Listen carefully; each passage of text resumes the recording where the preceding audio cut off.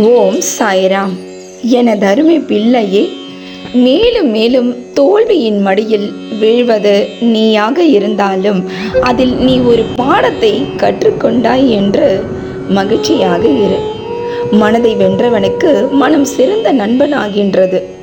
அவ்வாறு செய்ய தவறுபவனுக்கு மனமே பெரும் விரோதியாகின்றது.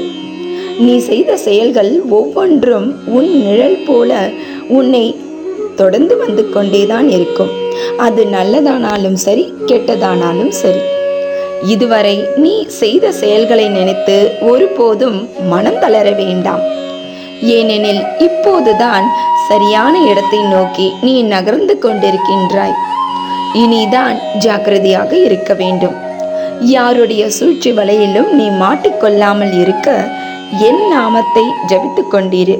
அது உன்னை என்றென்றும் வழி நடத்தும். படிப்பு இல்லாதவன் எல்லா விதத்திலும் ஏழ்மை அடைவான்தான். ஏன் உனக்கு படிப்பறிவு இல்லை என்றால் என்ன? காலத்திற்கேற்ப உன்னை நீ புதுமைப்படுத்திக் கொள். உலகத்தில் நடக்கும் புது புது விஷயங்களை பற்றி ஆராய்ந்து தெரிந்து கொள். நீ எவ்வளவு உயர்ந்தவன் என்பது உன் படிப்பிலோ உனது பணத்திலோ அல்லது உனது அறிவிலோ அல்ல.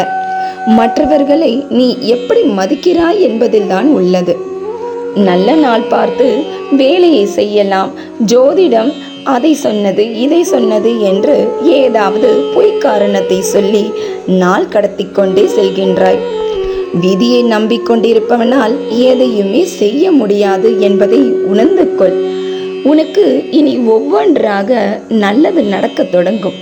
நீ பட்ட துன்பங்கள் அனைத்தும் முடிந்துவிட்டது. பிரார்த்தனைகள் வீண் போய்விடுமோ சாயப்பா என்ற பயம் வேண்டாம். இறைவன் மேல் நம்பிக்கை இருக்கும் வரை அது வீண் போய்விடாது. நீ நினைத்ததை தான் அவர் உன்னிடம் கொண்டு வந்து சேர்ப்பார், அதற்குரிய சிறந்த நேரத்தில்.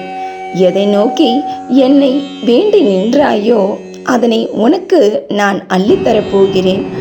மன நிறைவுடன் அதனை பெற்றுக்கொள்.